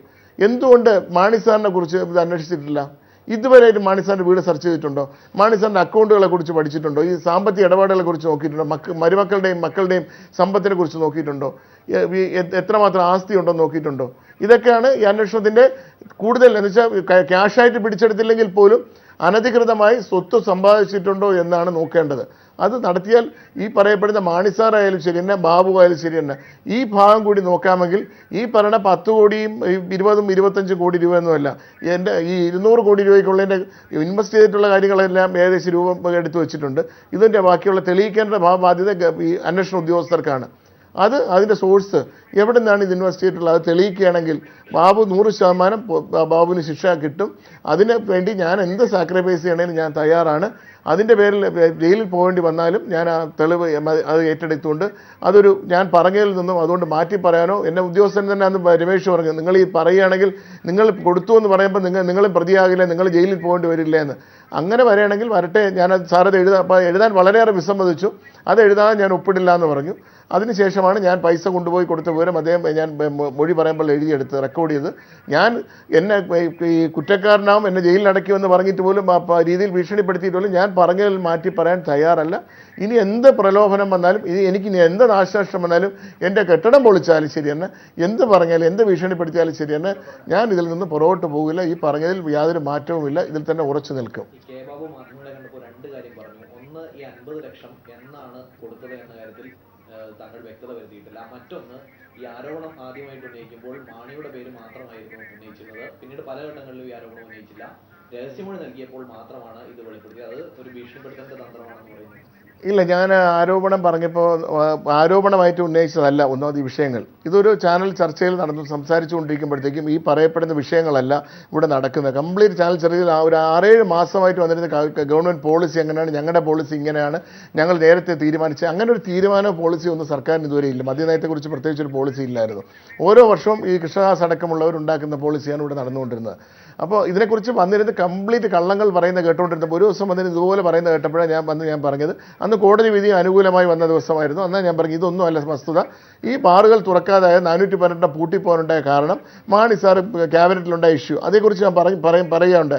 ആ ഇഷ്യൂ മാത്രം, അത് മാണി സാറിൻ്റെ പേര് ആദ്യം പറയേണ്ടെന്ന് വിചാരിച്ചെങ്കിലും അത് പറയേണ്ട സാഹചര്യത്തിൽ പിന്നെ അത് അവർ തന്നെ തിരിച്ച് പറഞ്ഞതിൻ്റെ അടിസ്ഥാനത്തിൽ പിന്നെ ഞാനത് ഏറ്റു പറഞ്ഞു. അത് തന്നെയാണ് പേര്. അത് നടന്ന സംഭവം ഒന്നുകൂടി വ്യക്തമാക്കി. അതിൽ തന്നെ നിന്നു. പക്ഷേ അപ്പോഴും ബാക്കി മന്ത്രിമാർ ഉണ്ട് എന്നുള്ള വിവരം ഞാൻ അന്നും പറഞ്ഞു. പക്ഷേ മറ്റ് പലരും അതിനുശേഷവും പറഞ്ഞു, അടുപ്പമുള്ളവരും പലരും പറഞ്ഞു മാണി സാറിൽ മാത്രമേ നിൽക്കാവുള്ളൂ, ബാക്കിയുള്ളവരിലേക്ക് പിടിച്ചു കഴിഞ്ഞാൽ കേസ് മൊത്തമായിട്ട് അട്ടിമറിക്കപ്പെടുമെന്ന് പറഞ്ഞു. അത് തന്നെ സംഭവിച്ചു. ഞാൻ മാണി സാറിൽ മാത്രം നിന്നപ്പോൾ കേസ് ക്വിക്ക് വെരിഫിക്കേഷൻ നടത്താനായിട്ട് ഒരു തടസ്സവും വന്നില്ല. മാണി സാറിൻ്റെ ഇടയിൽ FIR ഇടാൻ തടസ്സം വന്നില്ല. മാണി സാറിൻ്റെ കേസ് മുന്നോട്ട് പോയി. അതിനുശേഷം നിങ്ങളൊന്ന് റീവൈൻഡ് ചെയ്ത് നോക്കിയാൽ അറിയാം, അതെല്ലാം മാണി സാറിൻ്റെ കാര്യം സ്മൂത്തായിട്ട് വെക്കൊണ്ടിരിക്കുകയായിരുന്നു. ബാബുവിൻ്റെ പേര് അപ്പോഴത്തെ അതിൻ്റെ ഇടയ്ക്ക് ഞാൻ എപ്പോൾ കയറി പറഞ്ഞ സമയം തൊട്ട് സംഭവങ്ങൾ കംപ്ലീറ്റ്. അപ്പോൾ അത് കഴിഞ്ഞ് പലരും വിളിച്ചു പറഞ്ഞു ബാബുവിൻ്റെ പേര് ഇപ്പോൾ പറയണ്ടായിരുന്നു. കാര്യം നിങ്ങൾക്ക് രണ്ടാമത്തെ അത് മാണി സാറിൻ്റെ, നിങ്ങൾ ആദ്യം പറഞ്ഞത് അതൊരു കരയ്ക്ക് അടുപ്പിച്ചതിന് ശേഷം പറഞ്ഞ മാണി സാറിൻ്റെ കാര്യം ബാബുവിൻ്റെ പേര് പറഞ്ഞാൽ ഉറപ്പായിട്ട് CM അതിനകത്ത് ഇൻ്റർഫിയർ ചെയ്യും. ബാബുവിനെ CM പ്രൊട്ടക്ട് ചെയ്യാൻ വരുമ്പോൾ മാണി സാറും അതിൽ രക്ഷപ്പെടും. കാര്യം മാണി സാറിനെ കൂടെ രക്ഷിച്ചേ പിന്നെ പറ്റുള്ളൂ. ആ ഒരു അവസ്ഥയിലേക്ക് കാര്യങ്ങൾ കൊണ്ടുവന്നെത്തും. അത് കാര്യം പറയണ്ടായിരുന്നു, പറഞ്ഞ തെറ്റായി പോയെന്ന് പറഞ്ഞു. ആ ഒരു അവസ്ഥയാണ് വന്നതുകൊണ്ടാണ് ബാബുവിൻ്റെ കേസ് പറയാൻ തുടങ്ങിയതോടുകൂടി സംഭവങ്ങൾ മാറുന്നു. ഡിസാസ്റ്റർ മാനേജ്മെൻറ്റ് വരുന്നു. എൻ്റെ കെട്ടിടം ഇടിക്കാനായിട്ട് നോട്ടീസ് തരുന്നു. അതിലേക്ക് വേണ്ടി പഴവങ്ങാടി മുതൽ 750 കിലോമീറ്റർ മാറി പുതിയ ഒരു ഓട നിർമ്മിച്ച് കെട്ടിടത്തിൻ്റെ നേർക്ക് കൊണ്ടുവരുന്നു. അപ്പോൾ ഇതൊക്കെ ഈ ബാബുവിൻ്റെ പേര് പറഞ്ഞതിന് തുടർന്നുണ്ടായ പ്രശ്നങ്ങളാണ് അതിലേക്ക് കടന്നു വന്നത്. എൻ്റെ എല്ലാ സ്ഥാപനങ്ങളും inspections, vigilance enquiry, electricity complete എല്ലാ സ്ഥാപനങ്ങളും കയറി പരിശോധന നടത്തുന്നു. ബാബുവിൻ്റെ പരാതിയാണ്. ബാബുവിൻ്റെ അവിടെ നിന്നുള്ള കോൺഗ്രസിൻ്റെ പരാതി വെച്ചിട്ടാണ് ഈ എൻ്റെ കംപ്ലീറ്റ് സെയിൽസ് ബാബു എടുത്തതാണല്ലോ സെയിൽസ്. KSPCയിൽ നിന്ന് കംപ്ലീറ്റ് സെയിൽസ് ഡീറ്റെയിൽസ് എടുത്ത ബാബുവാണ്. അതെങ്ങനെ വിജിലൻസിന് കിട്ടി? വിജിലൻസിൻ്റെ റിപ്പോർട്ടിൽ ഇപ്പോൾ വന്നിരിക്കുന്ന മാണിസാറിൻ്റെ റിപ്പോർട്ടിൽ എൻ്റെ ഇവിടെ നിന്ന് കണക്കെടുത്തിട്ടില്ല. വിജിലൻസ് KSPCയിൽ പോയി കണക്കെടുത്തിട്ടില്ല. ബാബുവിൻ്റെ ഓഫീസിൽ നിന്ന് എടുത്ത കണക്ക് എങ്ങനെയാണ് ഈ സുകേശൻ എഴുതി എന്ന് പറയപ്പെടുന്ന ഫൈനൽ റിപ്പോർട്ടിൽ ആ കണക്ക് വിവരങ്ങൾ എങ്ങനെയാണ് അതിനകത്ത് വന്നിട്ടുള്ളതെന്ന് തന്നെ സംശയമില്ലേ?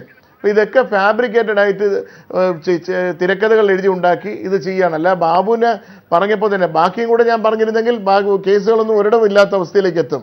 കാര്യം പിന്നെ കാര്യങ്ങൾ എനിക്കാരെയും മന്ത്രിസഭ മറിച്ചിടാനെന്നില്ല.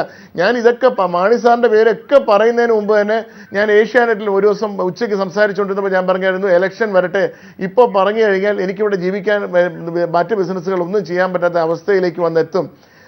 ഈ ഇലക്ഷൻ വരുമ്പോൾ ഞാൻ ബാറുമായി ബന്ധപ്പെട്ട കോടിക്കണക്കിന് രൂപയുടെ അഴിമതി നടന്നിട്ടുണ്ട്, അതിൻ്റെ പേര് വിവരങ്ങൾ ഞാൻ പറയാമെന്ന് ഞാൻ ഈ ചാനൽ വെളിപ്പെടുത്തുന്നതിന് 2 ദിവസം മുമ്പ് ഒരു ഏഷ്യാനെറ്റിൽ സംസാരിക്കുന്ന സമയത്ത് ഞാൻ പറഞ്ഞിട്ടുണ്ടായിരുന്നു. കാര്യം ഇത് അപ്പോഴും പറഞ്ഞ് എന്തുകൊണ്ട് പറയുന്നില്ല, ഞാൻ പറഞ്ഞാൽ എനിക്കിവിടെ ബിസിനസ് ചെയ്യണം, എന്നെ ഏതെങ്കിലും കേസുകളിലോ കള്ളക്കേസുകളിലോ ഒക്കെ പ്രതിയാക്കി ഇത് ഞാൻ പറഞ്ഞു കഴിഞ്ഞാൽ അകത്താക്കാൻ കഴിവുള്ളവരും അത് ചെയ്യാൻ പ്രാപ്തിയുള്ളവരുമാണ്. പക്ഷേ ഇപ്പോൾ തന്നെ എന്നെ എത്രമാത്രം മാനസികമായും അല്ലാതെയും ഈ കേസുകളും മറ്റ് നോട്ടീസുകളും ഈ 65 മുതലേ ഉള്ള കെട്ടിടങ്ങളുടെയൊക്കെ പെർമിറ്റ് കൊണ്ടുവരാനാണ് ഇപ്പോൾ പറഞ്ഞുകൊണ്ട് വിജിലൻസ് നോട്ടീസ്. അത് വിജിലൻസ് അങ്ങോട്ട് വിളിപ്പിക്കുന്നു. 60 പഴയ കാലം തൊട്ടുള്ള എല്ലാ കെട്ടിടങ്ങളുടെയും ഡീറ്റെയിൽസും എല്ലാം ഉണ്ടെങ്കിൽ അതുമായിട്ട് കൊണ്ടുവരാൻ പറയുന്നു. ഞാൻ അവിടെ പോയിട്ട് പിന്നെ പെർമിറ്റ് എടുത്ത് കൊണ്ടുവരാനാണ്. കോർപ്പറേഷനിൽ പോലും കാണുമൊന്നുമില്ല പഴയ കാലങ്ങളിലെ പെർമിറ്റ്. നമ്മളൊരു കെട്ടിടം പെർമിറ്റ് കിട്ടി DC കിട്ടി കഴിഞ്ഞാൽ ആരും അത് കഴിഞ്ഞാൽ ആ പെർമിറ്റും എല്ലാം സൂക്ഷിച്ച് വെക്കുക എന്നുള്ള പഴയ കാലത്ത് അതും ഞാൻ പണിയ കെട്ടിടങ്ങളൊന്നുമല്ല. അന്ന് എനിക്ക് ഞാൻ ജനിച്ചിട്ട് പോലും ഇല്ലാത്ത സമയത്തുള്ള റെക്കോർഡുകളും കൊണ്ടുവരാനാണ് ഇപ്പോൾ ആവശ്യപ്പെടുന്നത്. ഈ അവസ്ഥയിലേക്കാണ്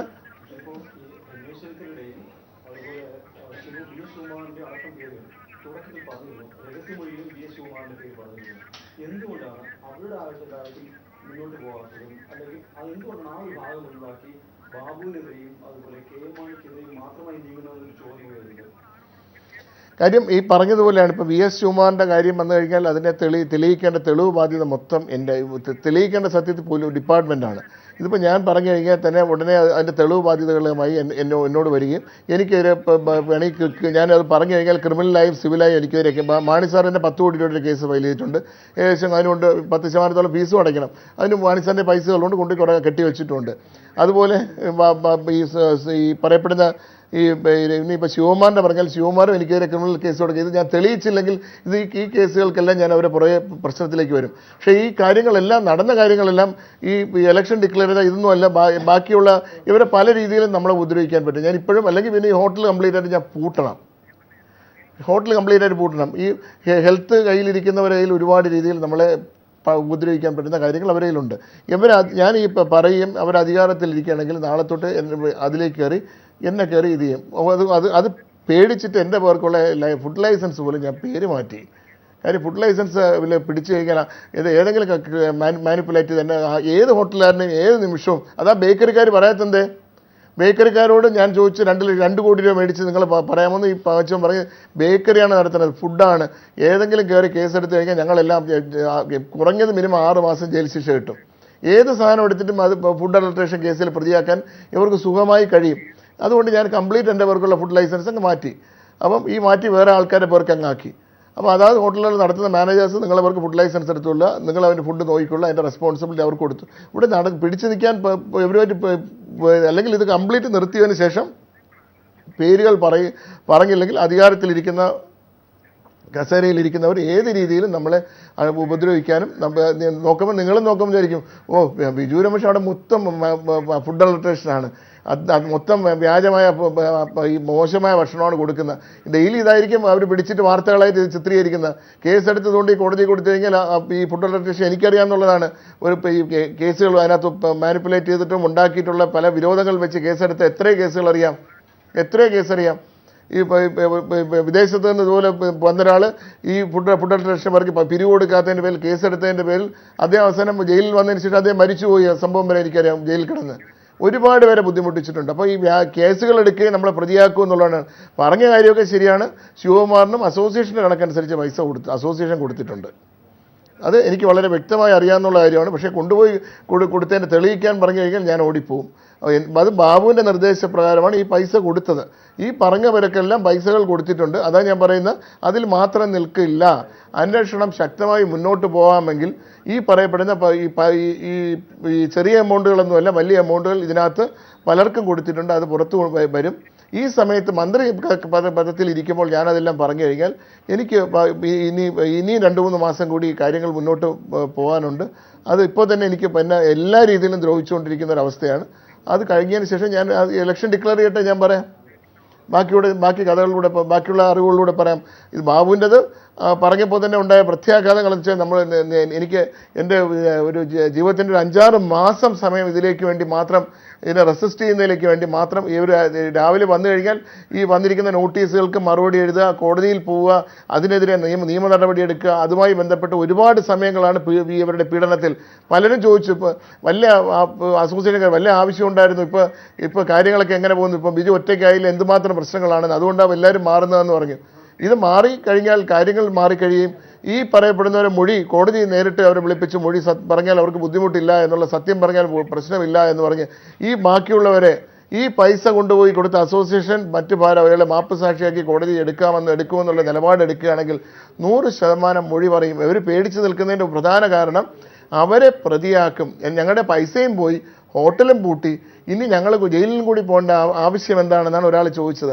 അപ്പോൾ ആ ഒരു അവസ്ഥ വരാതിരിക്കണമെങ്കിൽ കോടതി അവരെ ഒരു മാപ്പ് സാക്ഷി എന്നുള്ള രീതിയിൽ ഉൾക്കൊണ്ടുകൊണ്ട് അവരെ മൊഴി രേഖപ്പെടുത്താൻ അവസരം കൊടുക്കുകയാണെങ്കിൽ തീർച്ചയായിട്ടും പൈസ കൊണ്ടുപോയി കൊടുത്തവർ പൈസ കൊടുത്തു എന്നുള്ള കാര്യം തുറന്നു പറയും എന്നുള്ള കാര്യത്തിൽ ജോൺ കെല്ലാട്ട് അടക്കമുള്ളവർ പറയും.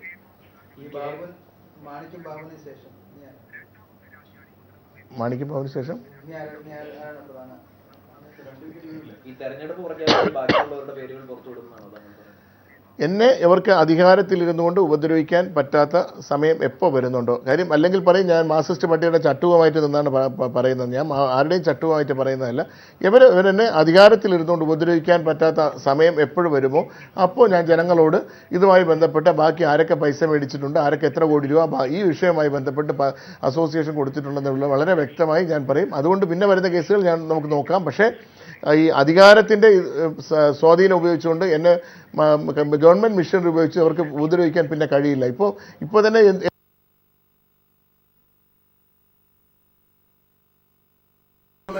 ഡിവിഷൻ ബെഞ്ചിൽ അപ്പീൽ പോയിരിക്കുന്ന മാണിസാറിന്റെ ഇത് വെച്ചിട്ടൊന്നുമല്ല, ബാബുവിന്റെ സമ്മർദ്ദത്തിലാണ് ഈ രണ്ടാമതും ഈ കെട്ടിടം പൊളിക്കുന്ന കേസുമായി വന്നിരിക്കുന്നത്. പല കെട്ടിടങ്ങളുടെയും പേപ്പറുകൾ കൊണ്ടുവന്നില്ലെങ്കിൽ അതെല്ലാം അൺഓതറൈസ്ഡായി ചിത്രീകരിച്ച് 2-3 കോടി രൂപ ടാക്സ് അടയ്ക്കാനാണ് ഇപ്പോൾ വന്നിരിക്കുന്നത്. കെട്ടിടം കെട്ടി അതുകൊണ്ടുള്ള ഇത് കെട്ടിടത്തിൽ അൺഓതറൈസ്ഡായിട്ട് മാർക്ക് ചെയ്തുകൊണ്ട് ടാക്സ് അടയ്ക്കാൻ പറയും. അപ്പോൾ സാമ്പത്തികമായും മാനസികമായും ഒക്കെ ഇവരുടെ ഇതിന് മറുപടി ഇതിനെല്ലാം കോടതിയെ സമീപിക്കേണ്ട ഒരു അവസ്ഥയാണ് നിൽക്കുന്നത്. അതുകൊണ്ട് പറയുമെന്നുള്ള കാര്യത്തിൽ നിങ്ങൾക്ക് ഇത് സംശയിക്കേണ്ട. ഇതിന് ഡീറ്റെയിൽസ് കംപ്ലീറ്റ് ഞാൻ തുറന്ന് പറയും. പക്ഷേ അതിന് ഒരു 2 മാസം കൂടി സമയം ഒന്ന് അനുവദിക്കണമെന്നുള്ളതാണ്. തീർച്ചയായിട്ടും കെ ബാബുവിനെ സംരക്ഷിക്കുന്ന മുഖ്യമന്ത്രിയാണ്. അല്ലെങ്കിൽ മുഖ്യമന്ത്രി ഞാൻ ആദ്യം തൊട്ടേ പറഞ്ഞപ്പോൾ പല പ്രാവശ്യം പറഞ്ഞല്ലോ, മുഖ്യമന്ത്രിയോട് ഞാൻ ചോദിച്ചിട്ട് ചെയ്യാമെന്നാണ്. പലപ്പോഴും അദ്ദേഹം മുഖ്യമന്ത്രിയുടെ പേര് ഉപയോഗിക്കുന്നുണ്ടെന്ന് പറഞ്ഞല്ലോ. മുഖ്യമന്ത്രി എന്തുകൊണ്ട് അതിനെ ഒരു ക്ലാരിഫിക്കേഷൻ ഇന്നുവരെ അതിനെക്കുറിച്ച് പറഞ്ഞിട്ടില്ല? ഞങ്ങളോട് ഓരോ പ്രാവശ്യം ഈ പറയപ്പെടുന്ന 10 കോടി ചോദിക്കുമ്പോഴും പറഞ്ഞാൽ ഞാൻ നിങ്ങളൊരു 10 രൂപ മാറ്റി വയ്ക്കും, ഞാൻ CM ആയിട്ട് സംസാരിക്കട്ടെ എന്നാണ്. അപ്പോൾ ഈ വിവരം CM നോട് 10 രൂപ ഞാൻ ആവശ്യപ്പെട്ടിട്ടും പറഞ്ഞിട്ടുണ്ടെന്നുള്ള വിവരം ധരിപ്പിച്ചിട്ടുണ്ടാകും എന്നുള്ള കാര്യത്തിൽ സംശയമില്ലല്ലോ.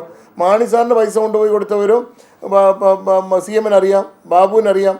അത് കഴിഞ്ഞ് ബാബുവാണ് തിരിച്ച് വിളിച്ച് കൃഷ്ണദാസിനോട് പറയുന്നത് ഇനി ബാക്കി പൈസ കൊടുക്കേണ്ട 5 രൂപ ഡിമാൻഡ് ചെയ്തിട്ടുണ്ട്, നിങ്ങൾ കൊടുത്തത് മതി, ഇനി മാണിസാറിനൊന്നും ചെയ്യാൻ പറ്റില്ല, കഴിയില്ല, ഫയൽ മാണിസാറിൻ്റെ കയ്യിൽ നിന്ന് സംഭവം പോയി എന്ന്. അന്നത്തെ ക്യാബിനറ്റ് കഴിയുമ്പോൾ ഇനി അതിൻ്റെ പേരിൽ മാണിസാറിന് 5 പൈസ കൊടുക്കരുതെന്ന് പറഞ്ഞു. മാണിസാർ പിന്നെ ചെയ്തെന്താണ്, നെടുമ്പാശ്ശേരിയിൽ നടക്കുമ്പോഴാണ് ഈ ബാറിൻ്റെ തുറന്നിരിക്കുന്ന ഒരു ആൾക്കാർ അവിടെ പോയി കാണുകയുണ്ടായി. അന്ന് അവർ പൈസ 2 കോടി രൂപ കൊടുത്തു എന്നാണ് പൊതുവെയുള്ളൊരു ആക്ഷേപവും ആരോപണം നടക്കുന്നത്. എൻ്റെ അതിൻ്റെ തെളിവുകളില്ല, ആരോപണം നടക്കുന്നത്.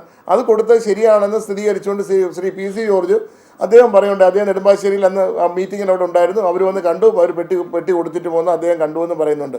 ഈ കൊണ്ടുപോയി കൊടുത്തു എന്നുള്ള ആരോപണം അനിമോനാണ് പറയുന്നത്. അവർ കൊണ്ടുപോയി 2 കോടി രൂപ മാണിസാറിന് കൊടുത്തു എന്നുള്ള മീറ്റിങ്ങിൽ പറയുന്നത്. അതിൻ്റെ റെക്കോർഡ് ചെയ്ത വെർഷൻ വിജിലൻസ് കൊടുത്തിട്ടുണ്ട്. ഇപ്പോൾ മാധ്യമങ്ങളെ കാണുന്നു തത്സമയം. കെ ബാബു ബാർ അഴിമതി 25 കോടി രൂപയുടെ അഴിമതിയാണ് ബാർ ഇടപാടുമായി ഇവിടെ നടന്നത്. അതിൽ 10 കോടി രൂപ കൈപ്പറ്റിയെന്ന ആരോപണത്തിന് വിധേയനായ മന്ത്രി കെ ബാബുവാണ് ഇന്ന് രാജി സമർപ്പിക്കേണ്ടി വന്നത്. ഇത് ഗത്യന്തരമില്ലാതെ വന്ന ഒരു ഘട്ടത്തിലാണ് കോടതിയുടെ പരാമർശം വന്നപ്പോൾ FIR രജിസ്റ്റർ ചെയ്ത് കേസ് അന്വേഷിക്കണം ഇന്ന് കോടതി ഉത്തരവിട്ടതോടുകൂടിയാണ് ബാബുവിന് പിടിച്ചു നിൽക്കാൻ കഴിയാതെ ഇന്ന് രാജിവെക്കാൻ നിർബന്ധിതമായിട്ടുണ്ട്. ഇത് വിജിലൻസിൽ ഉപയോഗിച്ചുകൊണ്ട് കേസ് അട്ടിമറിക്കാൻ ഉമ്മൻചാണ്ടിയുടെ കാർമ്മികത്വത്തിൽ നടത്തിയ എല്ലാ ശ്രമവും പരാജയപ്പെട്ടപ്പോഴാണ് ബാബു ഇന്ന് രാജി വെക്കേണ്ടത് അവസ്ഥയുണ്ടായിരുന്നു.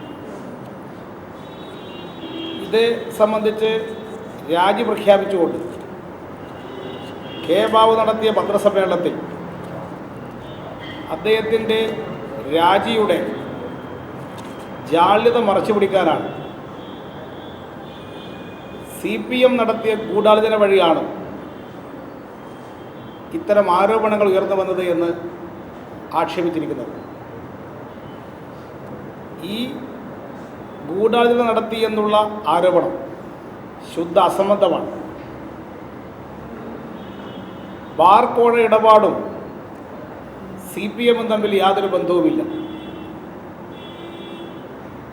ബാർ മുതലാളിമാരും മന്ത്രിമാരും ചേർന്ന് നടത്തിയ ഇടപാടാണ് ഈ ബാർ കുംഭകോണം. മുഖ്യമന്ത്രിയുടെ അറിവോടുകൂടി നടന്ന ഇടപാടുകളാണ് ഈ ബാർ കുംഭകോണത്തിലേക്ക് ചെന്നെത്തിയിട്ടുള്ളത്. ഇത് സംബന്ധിച്ച് ബിജു രമേശ് ആണ് മാധ്യമങ്ങളിൽ കൂടി ഈ ആരോപണം ഉന്നയിക്കുന്നത്. മാധ്യമങ്ങളിൽ കൂടി ഉന്നയിച്ച ആരോപണം പുറത്തു വന്നപ്പോഴാണ് പ്രതിപക്ഷ നേതാവ് VS അച്യുതാനന്ദൻ ഈ ആരോപണം അന്വേഷിക്കണമെന്ന് പറഞ്ഞ് വിജിലൻസ് ഡയറക്ടർക്ക് കത്ത് നൽകിയത്. അതിൻ്റെ അടിസ്ഥാനത്തിലാണ് മാണിയുമായി ബന്ധപ്പെട്ട കേസ് ആദ്യം ഉയർന്നു വന്നത്.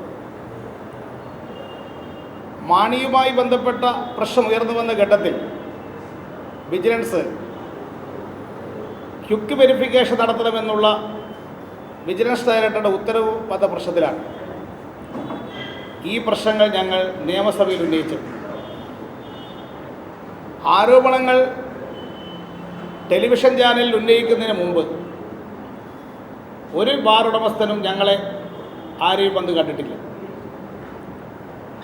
ആരോപണങ്ങൾ ഉന്നയിക്കപ്പെട്ടതിന് ശേഷം നിയമസഭയിൽ ഞങ്ങൾ ഈ പ്രശ്നം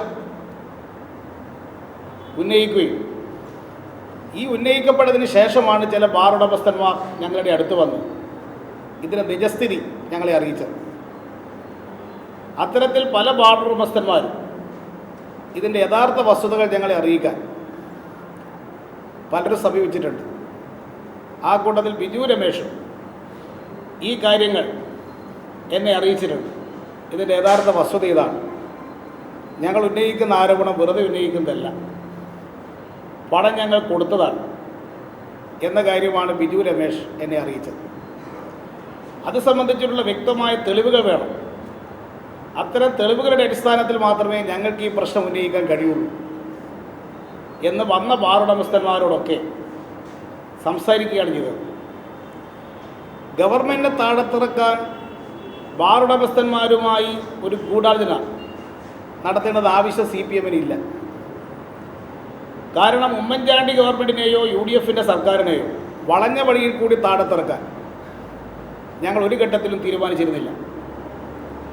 അതുകൊണ്ട് തന്നെ ബാർ ഉടമസ്ഥന്മാരെ കൂട്ടുപിടിച്ച് ഗവൺമെൻറ്റിനെ താഴത്തിറക്കേണ്ടുന്ന കാര്യം ഞങ്ങൾക്കില്ല. അതുകൊണ്ട് തന്നെ കെ ബാബു ഉന്നയിച്ചിരിക്കുന്ന ആക്ഷേപത്തിന് യാതൊരുവിധ അടിസ്ഥാനവുമില്ല. ഈ ആരോപണം കുറച്ച് മന്ത്രിമാരുടെ പേരിൽ ഉന്നയിച്ചതുകൊണ്ട് ഗവൺമെൻറ് താഴത്തു പോകും എന്ന മൗഢ്യത്തിൽ നിൽക്കുന്നവരല്ല CPMകാർ. ഓരോ ദിവസവും വന്ന് ഈ മന്ത്രിമാർ കാണിക്കുന്ന അഴിമതിയെ സംബന്ധിച്ച് ഞങ്ങളുടെ ആളുകൾ സംസാരിക്കാറുണ്ട്.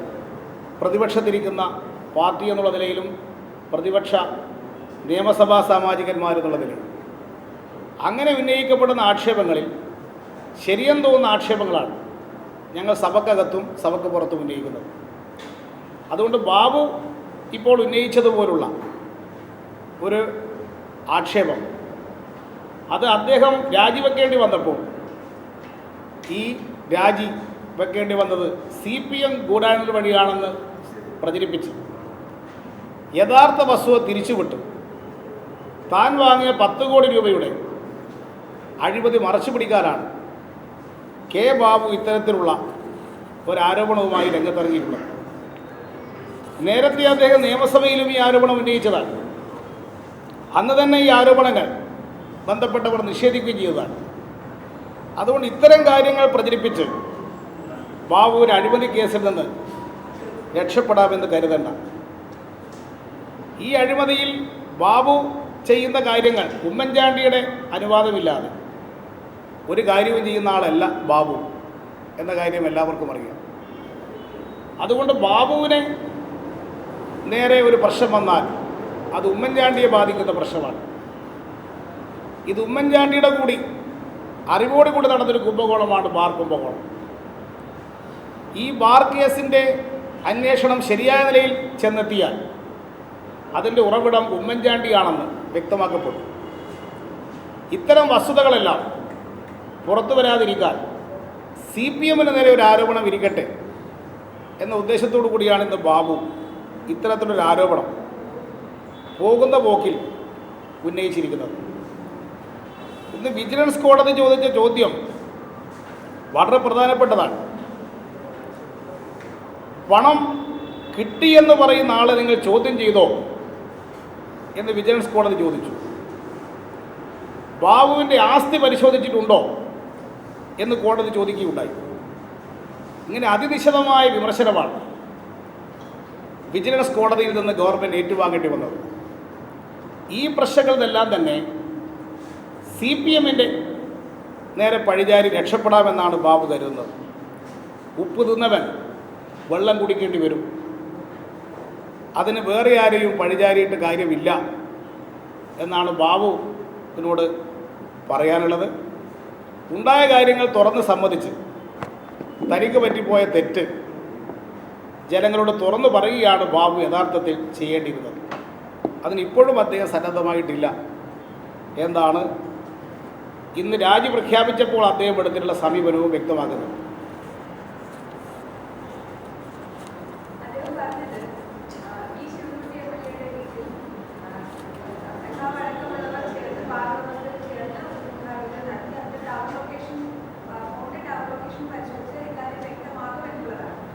അതിൽ അദ്ദേഹം ഇപ്പോൾ ഹാജരാക്കുന്നത് ബാറുടമസ്ഥന്മാരുടെ യോഗത്തിൽ സംസാരിച്ചു എന്ന് പറയുന്നൊരു കാര്യമാണ് CD ആയിട്ട് അദ്ദേഹം ഇപ്പോൾ ഹാജരാക്കുന്നു എന്ന് പറയുന്നത്. അവിടെ സംസാരിച്ച ആളുകൾ പറഞ്ഞ എല്ലാ കാര്യങ്ങളും ബാബു അംഗീകരിക്കുന്നുണ്ടോ? ആ ബാറുടമസ്ഥന്മാരുടെ യോഗത്തിലാണ് ഓരോ ബാറുടമസ്ഥന്മാരും ഓരോ മന്ത്രിമാർക്കും കൊടുത്ത കൈക്കൂലിയുടെ വിവരങ്ങൾ വെളിപ്പെടുത്തിയിട്ടുള്ളത്. ആ ഭാഗം കൂടി ബാബു അംഗീകരിക്കുന്നുണ്ടോ എന്ന് വ്യക്തമാക്കണം. ഇപ്പം എവിടെയെങ്കിലും പോയി ഗൂഢാലോചന നടത്തേണ്ടത് ആവശ്യം ഞങ്ങൾക്കില്ല. ഇത്തരത്തിൽ ബാബു ആരോപിക്കുന്ന പോലുള്ള ഒരു യോഗവും ഒരു സ്ഥലത്തും വെച്ച് നടത്തിയിട്ടില്ല. കഴിഞ്ഞ മാസം 15-ാം തീയതി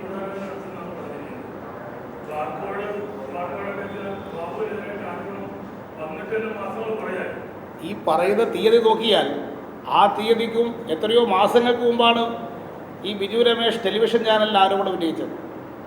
അപ്പോൾ ആരോപണം ഉന്നയിച്ചതും ഈ ബാറുടമസ്ഥന്മാർ വന്ന് കണ്ടു എന്ന് പറയുന്ന തീയതിയും നോക്കിയാൽ ആ തീയതിയും ഈ ആരോപണവും തമ്മിൽ യാതൊരു ബന്ധവുമില്ല. അതിനെത്രയോ മുമ്പ് ഈ പറയുന്ന തീയതി അവർ പറയുന്ന തീയതി വിശ്വാസത്തിലെടുത്താൽ ആ തീയതിയും ഈ ആരോപണം ഉന്നയിച്ചതും തമ്മിൽ എത്രയോ മാസങ്ങൾക്ക് മുമ്പാണ്. അപ്പോൾ ആരോപണം ഉന്നയിക്കുന്നതും ബാറുടമസ്ഥന്മാർ കൊണ്ട് കന്നതും തമ്മിൽ യാതൊരു ബന്ധവുമില്ല. ബാറുടമസ്ഥന്മാർ എന്നെ വന്ന് കണ്ടിരുന്നു. അത് അവർ തന്നെ വെളിപ്പെടുത്തിയിട്ടുണ്ട് എന്നെ കണ്ടെന്നുള്ളത്. അവർ തന്നെ പറഞ്ഞെന്താ, ഇങ്ങനെ കണ്ടപ്പോൾ അവർ പറഞ്ഞു നിങ്ങളിങ്ങനെ പറഞ്ഞാൽ പോരാ, വ്യക്തമായ തെളിവ് വേണം. അത് ഏത് ആരോപണം ഉന്നയിക്കുന്നവരോട് ഞങ്ങൾ പറയുന്നൊരു കാര്യമാണ് ബാറുടമസ്ഥന്മാരോട് പറഞ്ഞിട്ടുള്ളത്. നിങ്ങളിങ്ങനെ എന്തെങ്കിലും ആരോപണം ഉന്നയിച്ചാൽ പോരാ, ഏതെങ്കിലും മന്ത്രിമാർക്കെതിരായിട്ട് ആരോപണം ഉണ്ടെങ്കിൽ അതിന് വ്യക്തമായ തെളിവ് ഹാജരാക്കണം. ആ കാര്യം പറഞ്ഞു എന്നാണ് അവരും പറയുന്നത്. ഇതിലെന്താണ് ഗൂഢാലോചനയുള്ളത്?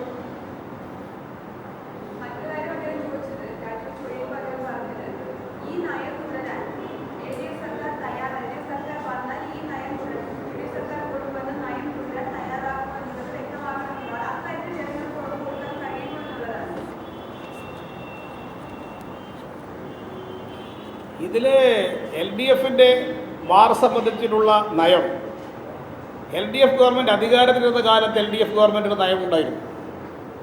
അപ്പോൾ ഇപ്പോൾ ഇനി LDF ഗവൺമെൻറ് അധികാരത്തിൽ വരുമ്പോൾ LDF ഗവൺമെൻറ്റിൻ്റെ നയം എന്താണ് എന്ന് ഇടതുപക്ഷ ജനാധിപത്യ മുന്നണി തീരുമാനിക്കും. ഞങ്ങളിപ്പോൾ ആ പ്രശ്നം ചർച്ച ചെയ്തിട്ടില്ല.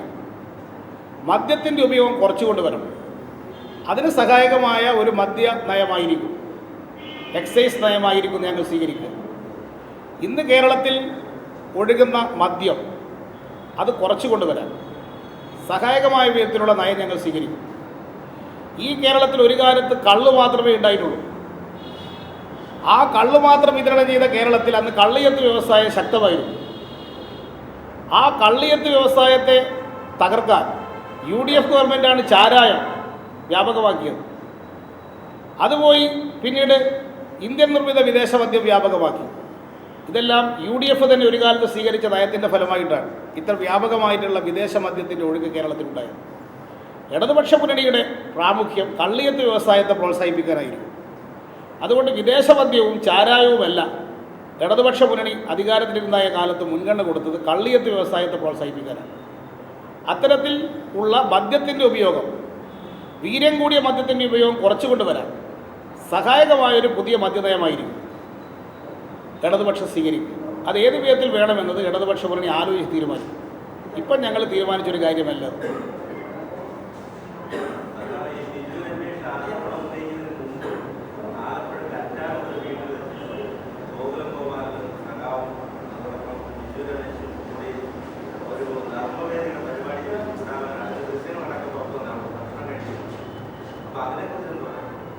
ഈ പറയുന്ന ഗൂഢാലോചന നടന്നു എന്ന് പറയുന്നത് 15/12/2015 ഈ പറയുന്ന ബാബു പറയുന്ന ആരോപണം. 15/12/2015 അടിയന്തര പ്രമേയത്തിൻ്റെ മറുപടിയിൽ അന്ന് പറഞ്ഞെന്താ, 23/1/16 അന്ന് റിപ്പോർട്ട് സമർപ്പിക്കാമെന്ന അടിയന്തര പ്രമേയത്തിൻ്റെ ചർച്ചയിൽ അന്ന് ആഭ്യന്തരമന്ത്രി നിയമസഭയിൽ പറഞ്ഞു. ബിജു രമേശ് ടെലിവിഷൻ ചാനലിൽ ആരോപണം ഉന്നയിക്കുന്നതിന് മുമ്പ് എന്നെ വന്ന് കണ്ടിട്ടേയില്ല. അപ്പോൾ ആരോപണം ഉന്നയിക്കുന്നതും എന്നെ വന്ന് കണ്ടു എന്ന് പറയുന്നതും തമ്മിൽ യാതൊരു ബന്ധവുമില്ല. എന്നെ ബിജു രമേശ് വന്ന് കണ്ടിട്ടുണ്ട്. ഈ പറയുന്ന ഒരു പരിപാടി സ്ഥലത്ത് കണ്ടു എന്ന് പറയുന്നത് അതിന് എത്രയോ മാസങ്ങൾക്ക് മുമ്പ് ആരോപണം ഉന്നയിച്ച് കഴിഞ്ഞിട്ടില്ലേ? ആ വന്ന് കാണുന്നതും ഈ ആരോപണം ഉന്നയിക്കുന്ന തമ്മിൽ യാതൊരു അടിസ്ഥാനമില്ല എന്നുള്ള തെളിവല്ലേ?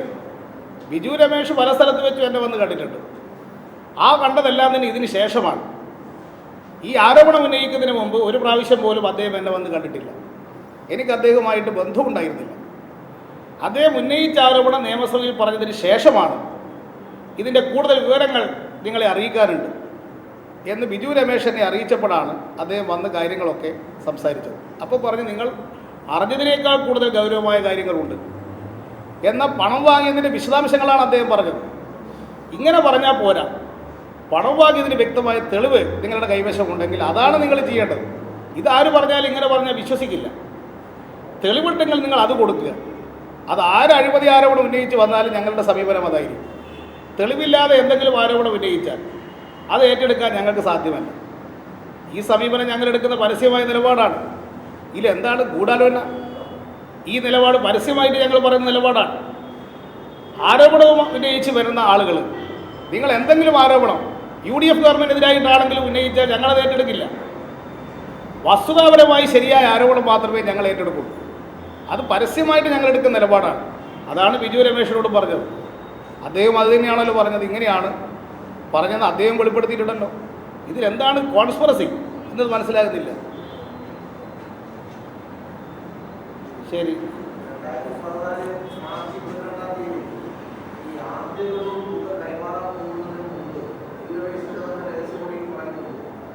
മുഖ്യമന്ത്രിയുടെ നിർദ്ദേശാനുസരണമാണ് നമ്മൾ പാലയിലേക്ക് പോകുന്നത്. പറയാൻ കാര്യം ആലപ്പുഴ കേസിൽ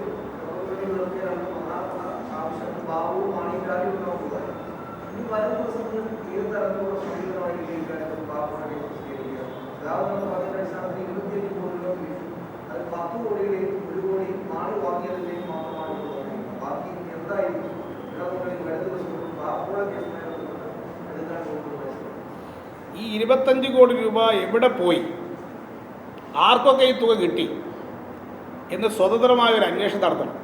വിജിലൻസ് അന്വേഷിക്കണം. ഇന്നത്തെ കോടതി വിധിയിൽ ആശ്വാസകരമായ ഒരു കാര്യമുള്ളത്, ഈ FIR രജിസ്റ്റർ ചെയ്ത് കിടക്കുന്ന അന്വേഷണത്തിന് കോടതി മേൽനോട്ടം വഹിക്കും എന്ന് തൃശ്ശൂരിലെ വിജിലൻസ് കോടതി പറഞ്ഞിരിക്കുകയാണ്. ഇതുവരെ കോടതി ഇങ്ങനെയൊരു നിരീക്ഷണം നടത്തിയിട്ടില്ല. അത് വിജിലൻസിൻ്റെ അന്വേഷണത്തിൽ കോടതിക്ക് അസംതൃപ്തിയുണ്ട്. അതുകൊണ്ട് നിങ്ങൾക്ക് തോന്നുന്നത് പോലെ അന്വേഷണം നടത്താൻ പോരാ, നിയമാനുസൃതമായ അന്വേഷണം നടത്തണം. അത് കോടതിയുടെ മേൽനോട്ടത്തിലായിരിക്കും എന്ന് തൃശ്ശൂർ വിജിലൻസ് കോടതി പറഞ്ഞിരിക്കുകയാണ്. കോടതിയുടെ മേൽനോട്ടത്തിൽ നടക്കുന്ന അന്വേഷണം അത് കോടതിക്ക് തന്നെ ഇടപെടാൻ കഴിയും. അപ്പോൾ കോടതി അതിൽ ഇടപെട്ട് ഇതിൽ ഫലപ്രദമായ അന്വേഷണം നടത്തുന്നതിന് വേണ്ടി ക്രമീകരണം ഉണ്ടാകും എന്നാണ് ഞങ്ങൾ വിശ്വസിക്കുന്നത്. അതിന് നല്ലൊരു കോടതി വിധിയാണ്. ഇന്നത്തെ തൃശ്ശൂരിലെ വിജിലൻസ് കോടതിയുടെ വിധി സ്വാഗതാർഹമാണ്. കോടതിയുടെ മേൽനോട്ടത്തിൽ നടക്കും അന്വേഷണം എന്ന് പ്രഖ്യാപിച്ചു കഴിഞ്ഞിരിക്കുകയാണ്. ആ അന്വേഷണത്തിൻ്റെ ഭാഗമായി ഈ പറയുന്ന തുക എവിടെ പോയി, മുഖ്യമന്ത്രി പറഞ്ഞിട്ടാണ് പണം കൊടുത്തത് എന്ന് ബിജു രമേശ് വെളിപ്പെടുത്തിയിട്ടുണ്ട്. നിങ്ങൾ ഇന്നേ ആളുകളൊക്കെ പോയി കാണണം. അങ്ങനെ മുഖ്യമന്ത്രി പറഞ്ഞതിൻ്റെ അടിസ്ഥാനത്തിലാണ് മാണി ഉൾപ്പെടെയുള്ളവരെ പോയി കണ്ടത് എന്നിവർ വെളിപ്പെടുത്തിയിരിക്കുകയാണ്. ഈ കാര്യങ്ങളെല്ലാം പറഞ്ഞ ബിജു രമേശ് പറഞ്ഞത് ഞാൻ കൈക്കൂലി കൊടുത്തു ഇന്ന് പരസ്യമായിട്ട് ഒരാൾ വെളിപ്പെടുത്തിയല്ലേ. കൈക്കൂലി കൊടുക്കുന്നതും കുറ്റമാണ്. ആ കൈക്കൂലി കൊടുത്തു എന്ന് പറഞ്ഞതിന് പേരിൽ ബിജു രമേശിൻ്റെ പേരിൽ ഇതുവരെ ഒരു കേസ് രജിസ്റ്റർ ചെയ്തില്ലല്ലോ. ബിജു രമേശിനെ ചോദ്യം ചെയ്യാൻ പോലും ഗവൺമെൻറ് തയ്യാറായില്ലല്ലോ. അതുകൊണ്ടാണ് ഇന്ന് കോടതി പറഞ്ഞത് ബിജു രമേശിൻ്റെ പേരിലും കേസെടുക്കണം. കൈക്കൂലി കൊടുക്കുന്നതും കുറ്റമാണ്, വാങ്ങുന്നതും കുറ്റമാണ്.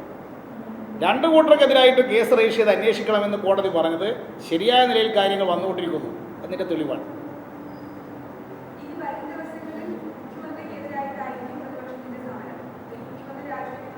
അല്ല, മുഖ്യമന്ത്രി തുടരെ ആരോപണത്തിന് വിധേയമായി കൊണ്ടിരിക്കുന്ന ഒരു മുഖ്യമന്ത്രി കേരളത്തിൻ്റെ ചരിത്രത്തിൽ ഉണ്ടായിട്ടില്ല. മെനഞ്ഞാന്ന് തിരുവനന്തപുരം ഇവിടുത്തെ ഹൈക്കോടതി നിന്നുണ്ടായ വിധി, ടൈറ്റാനിയം കേസിൽ ഉണ്ടായ വിധി മുഖ്യമന്ത്രിക്കെതിരായിട്ട് ഉള്ള ടൈറ്റാനിയം കേസിൻ്റെ അന്വേഷണം തുടരണമെന്നാണ്.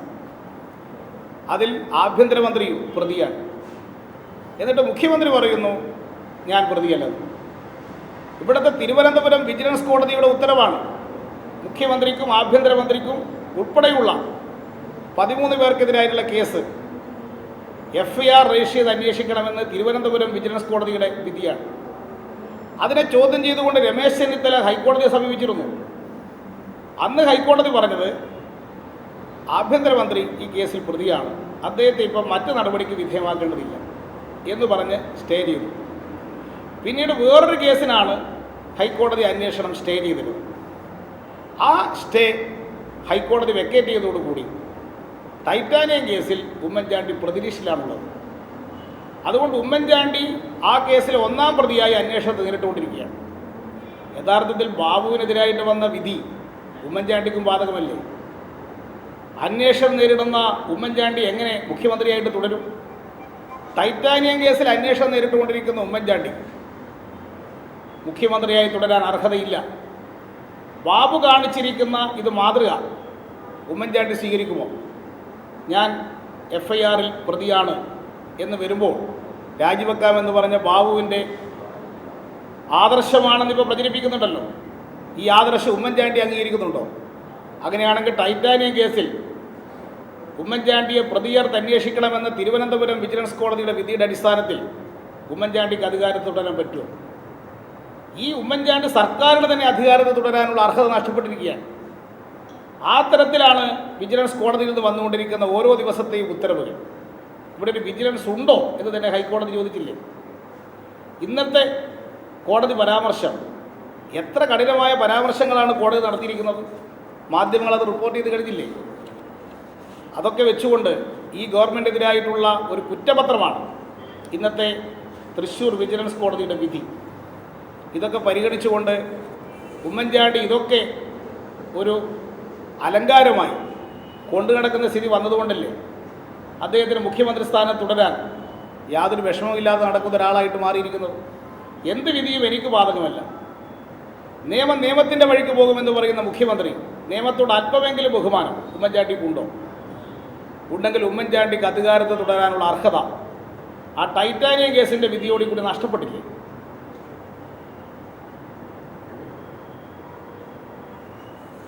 ശരി. യെസ്, ബാർക്കോഴ കേസിൽ തൃശൂർ വിജിലൻസ് കോടതിയുടെ ഉത്തരവ് FIR രജിസ്റ്റർ ചെയ്ത് കെ ബാബുവിനെതിരെ അന്വേഷണം നടത്താൻ, ഇതിനെ തുടർന്ന് കെ ബാബു രാജിവെച്ചിരിക്കുന്നു. ഡാനി പോൾ കൊച്ചിയിൽ നിന്നും. ഡാനി, കേസിന് ആസ്പദമായ സംഭവം അതിനുശേഷം രാജിപ്രഖ്യാപനത്തിലേക്ക് കെ ബാബു പോവുകയും ചെയ്തു. കെ ബാബുവിൻ്റെ വാർത്താ സമ്മേളനം, എന്തൊക്കെ കാര്യങ്ങളാണ് അദ്ദേഹം രാജി വയ്ക്കുന്നതുമായി കൂട്ടിച്ചേർത്തത്?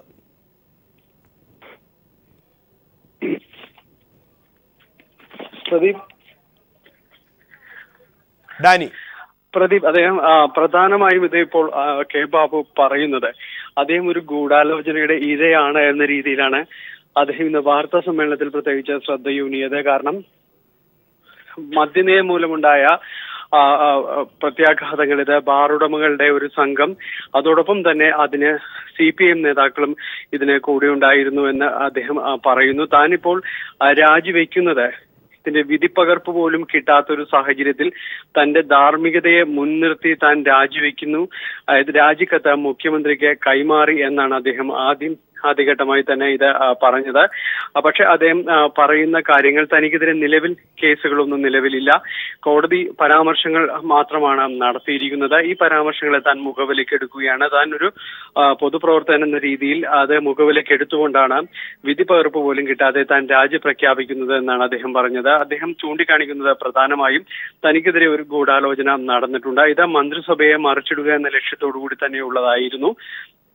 എത്ര മന്ത്രിമാരെ രാജിവെപ്പിക്കാൻ പറ്റുമെന്ന് ഒരു ഘട്ടത്തിൽ ചിലർ സംഘം ചേർന്നിരുന്ന് ആലോചിച്ചിരുന്നു. ഇതിൽ ബാർ ഉടമകളായിരുന്നു പ്രധാനമായും ഉണ്ടായിരുന്നത്. അതിൽ അദ്ദേഹം ഇന്ന് ഇത്രയും നാൾ താൻ പേര് പറഞ്ഞില്ല, ഇന്ന് പേര് പറയുന്നു എന്ന് പറഞ്ഞുകൊണ്ടാണ് CPM നേതാക്കളുടെ അടക്കമുള്ള പേരുകൾ പറഞ്ഞുകൊണ്ട് ബാറുടമകളുമായി ഇവർ ചർച്ച നടത്തിയിട്ടുണ്ട്. ഇതിന്റെ അനന്തരഫലമാണ് പിന്നീട് കണ്ടതെല്ലാം എന്ന് അദ്ദേഹം പറയുന്നു. അതോടൊപ്പം തന്നെ പറയുന്ന ഒരു കാര്യം, ഇത്തരം ചർച്ചകളുടെ ഒരു സാരാംശത്തിലേക്ക് പോകുന്നെങ്കിൽ ഇവരുടെ മൊബൈൽ ഫോൺ അടക്കമുള്ള രേഖകൾ പരിശോധിച്ചാൽ അത് മതിയാകും ഇത്തരം താൻ പറയുന്ന ആക്ഷേപങ്ങൾക്ക് വസ്തുതയുണ്ടെന്ന് മനസ്സിലാക്കുവാൻ. അതോടൊപ്പം തന്നെ തനിക്കെതിരെ പരാതി നൽകിയിട്ടുള്ള പ്രധാനക്കാരൻ ബിജു രമേശ് ഇതുവരെയും ഇത് വസ്തുതാപരമായ അദ്ദേഹത്തിന് പരാതി സമർപ്പിക്കാൻ ഒരിക്കലും കഴിഞ്ഞിട്ടില്ല. പറയുന്ന അതിന്റെ തീയതികൾ പോലും പലപ്പോഴും കൃത്യമായിട്ടല്ലാതെ അവതരിപ്പിക്കപ്പെട്ടിട്ടുള്ളത്. അതിൽ വസ്തുതകേടുണ്ട്. അദ്ദേഹത്തിനെതിരെ താൻ മാനനഷ്ട കേസ് കൊടുത്തിരുന്നു. എന്നാൽ ആ മാനനഷ്ട കേസിൽ വിചാരണ നേരിടാതെ അതിൽ സ്റ്റേ വാങ്ങിക്കുക മാത്രമാണ് അദ്ദേഹം ചെയ്തിട്ടുള്ളത്. അതുകൊണ്ട് തന്നെ ഇത്തരം കാര്യങ്ങളിലെല്ലാം അത് നിന്നുകൊണ്ട് തന്നെ തനിക്കിത് മനസ്സിലാക്കാൻ കഴിയുന്ന പ്രഥമദൃഷ്ടിയായത് ഗൂഢാലോചന തന്നെയാണ്. പക്ഷെ ഇന്ന് വന്ന കോടതിയുടെ പരാമർശങ്ങൾ ഇത് അസാധാരണകരമാണ് എന്ന് അദ്ദേഹം പറഞ്ഞു. അതുകൊണ്ട് തന്നെ താൻ നേരത്തെ പറഞ്ഞിട്ടുള്ളതുപോലെ തന്നെ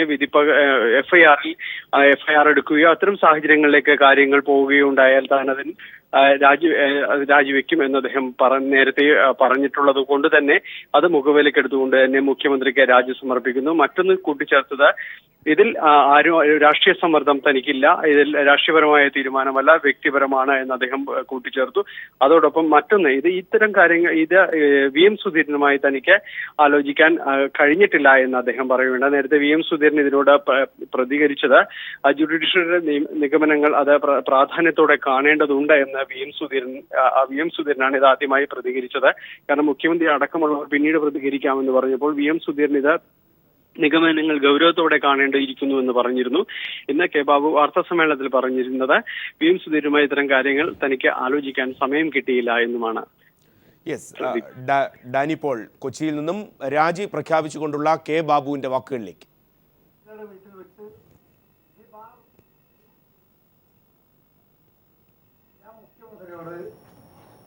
രാജ്യസമ്മത അറിയിച്ചിട്ടുണ്ട്, അവിടെ വെച്ച് ഞാൻ അറിയിച്ചിട്ടുണ്ട്, രാജ്യസമ്മത അറിയിച്ചിട്ടുണ്ട്. അപ്പൊ ഞാൻ ഇപ്പോഴും ബഹുമാനപ്പെട്ട മുഖ്യമന്ത്രിയെ കണ്ട് സംസാരിച്ചു. അപ്പൊ ഞാൻ എൻ്റെ നിലപാട് അറിയിച്ചു. രാജി അദ്ദേഹത്തിന് നൽകിയിട്ടുണ്ട്. ഡിസംബർ മാസം 15-ാം തീയതി 7 മണിക്ക് തിരുവനന്തപുരത്ത് ഒരു CPM MLA വീട്ടിൽ വെച്ച് ഈ ബാർ ഹോട്ടൽ അസോസിയേഷന്റെ ഭാരവാഹികളും അതുപോലെ CPM-ന്റെ ഒരു പ്രമുഖ നേതാവും കൂടി ചർച്ച നടത്തി. ആ ചർച്ചയിൽ അവരുണ്ടാക്കിയ ധാരണ കൂടുതൽ മന്ത്രിമാർക്കെതിരായി ആരോപണം ഉന്നയിക്കുന്നു. അപ്പൊ എനിക്കെതിരായി ആരോപണം ഉന്നയിച്ച ആള് പറഞ്ഞത് ഗവൺമെന്റിനെ വലിച്ച് താഴേക്ക് തരണം സഹാവ് എന്നാണ്. അപ്പൊ ഗവൺമെന്റിനെ വലിച്ച് താഴേക്ക് തരണമെങ്കിൽ കൂടുതൽ മന്ത്രിമാരുടെ മേലെ ആരോപണം ഉന്നയിക്കാൻ തിരിച്ചാവശ്യപ്പെട്ടു. അതിന്റെ അടിസ്ഥാനത്തിലാണ് എനിക്കെതിരായിട്ടുള്ള ആരോപണം ഉന്നയിച്ചതിന്റെ ശിവൻകുട്ടി MLA വീട്ടിൽ വെച്ചാണ് ഈ ആരോപണം നടന്നത്. ശിവൻകുട്ടി MLA വീട്ടിൽ വെച്ചാണ്.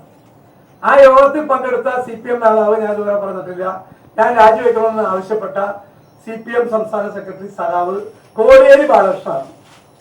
ഇത് സഖാവ് കോടിയേരി ബാലകൃഷ്ണനും കൂടി ശിവൻകുട്ടി MLA വീട്ടിൽ വെച്ച് ഡിസംബർ മാസം 15-ാം തീയതി 7 മണിക്ക് നടത്തിയ ഗൂഢാലോചനയുടെ അടിസ്ഥാനത്തിലാണ് എനിക്കെതിരായ ആരോപണം.